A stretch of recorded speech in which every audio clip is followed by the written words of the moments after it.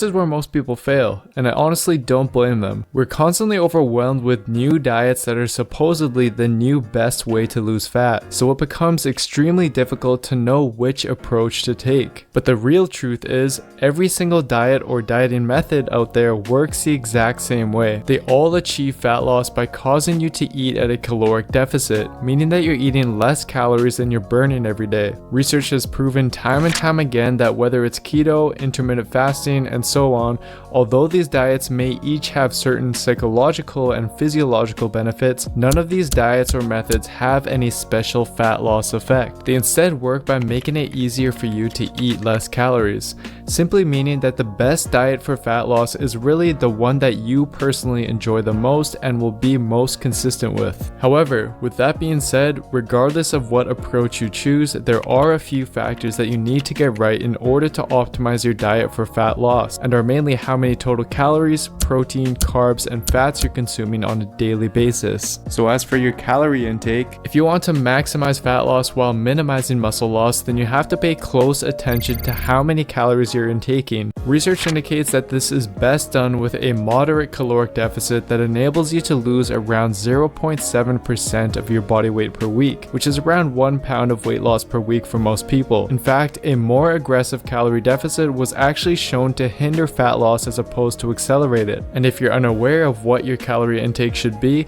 a good starting point and something recommended from a 2014 paper from Eric Helms and colleagues is to simply multiply your body weight by 13. Although this won't be spot on for everyone, you can start with that and then increase or decrease your calories based on how your weight loss progresses throughout the next little while. As for protein, it's the most important macronutrient you want to keep track of, since research has repeatedly shown that it plays a major role in maintaining muscle while you're in a caloric deficit. And although how much protein you should intake will always be a highly debated topic, a recent 2018 meta-analysis from the Journal of Sports Medicine found that intaking at least 0.73 grams of protein per pound of body weight is enough to maximize muscle growth and maintenance. However, I personally find that intaking a little more than this is beneficial when restricting calories, since we know that protein is the most satiating macronutrient, so it can better help keep you full throughout the day, and it just acts as a buffer to help minimize any potential muscle loss. Now, as for carbs and fats, despite the ongoing debate between low-fat versus low-carb diets,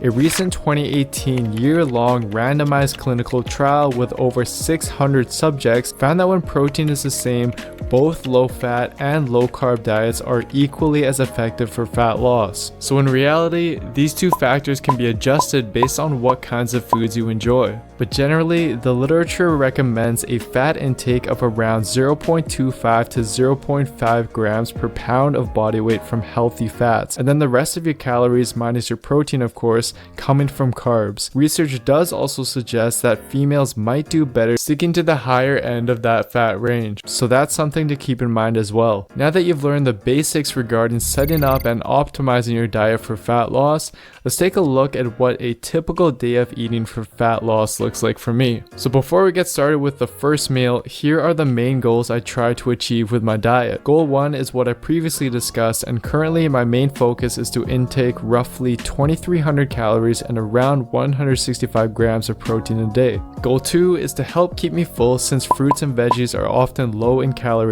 and they help me minimize any micronutrient or fiber deficiencies. Goal 3 is a good idea for optimizing daily protein intake, since as shown in Brad Schoenfeld's 2018 study, in order to maximize muscle anabolism, your daily protein intake should ideally be spread across a minimum of 4 meals throughout the day. And goal 4 is just vital for my overall well-being and adherence to the diet. So with that being said, let's start with meal 1.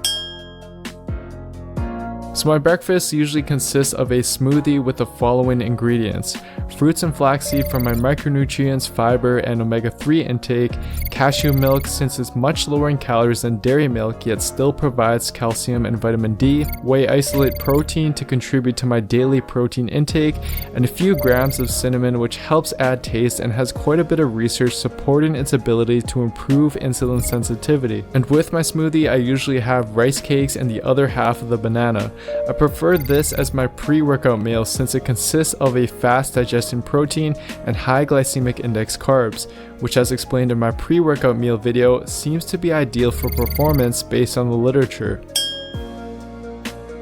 Now, as for your post-workout meal, contrary to popular belief and as shown in this 2013 literature review on the topic, consuming a meal immediately post-workout doesn't seem to be very important if you've had a pre-workout meal with sufficient protein. But since you do ideally want to space out your protein intake, having another meal at least within a few hours after your workout would be recommended. I personally prefer keeping it simple with baked sweet potato, baked chicken breast, and a large salad on the side with low-calorie dressing. Again, simply sticking to unprocessed foods that help contribute to my overall micronutrient intake for the day.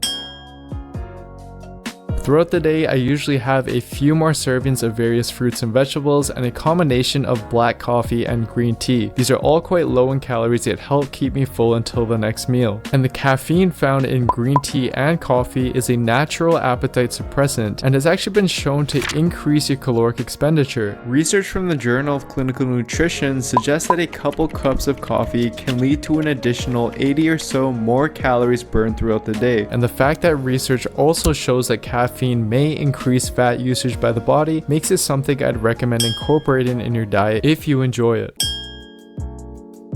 Sushi is by far my favorite food, so I tend to have it quite often. The great thing about knowing how much you should be eating is that you're able to fit in foods that you enjoy without it affecting your progress. Now, aside from being a relatively low-calorie, high-protein choice, the salmon helps provide the important omega-3 fatty acids DHA and EPA, which have recently been shown in a 2018 literature review to possibly help with anabolic signaling and muscle repair and growth. So intaking a few servings of fish per week and supplementing with omega-3s is something I'd highly recommend.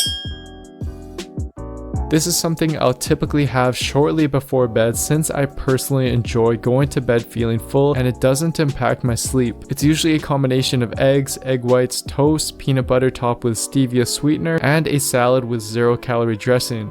And for those against eating this late, the literature has shown time and time again that eating carbs or even food in general late at night will not contribute to fat gain, given that you're still staying at a caloric deficit. Something I do want to mention though is that for very calorie-dense foods like peanut butter, I would highly recommend that you take the time and effort to at least measure or even better weigh out how much you're using. Several studies have shown that underreporting calories is a very common reason why overweight individuals struggle to lose fat despite dieting, which is probably because it's so easy to do. For example, here's 300 calories worth of peanut butter compared to 100 calories. The difference is almost unnoticeable, yet this can easily be the factor that's inhibiting your fat loss. So if you have any measuring tools, I'd suggest you use those. Otherwise, I'll leave a link in the description box down below to a very affordable scale that I personally use myself. But that's pretty much what a day of eating for fat loss looks like for me. Hopefully this provides you with some insight as to how to approach and optimize your diet for fat loss. The key is really to incorporate foods you personally enjoy eating in order to create the diet that you can adhere to the best. Now, as for any supplements you should be taking, I've got a little giveaway planned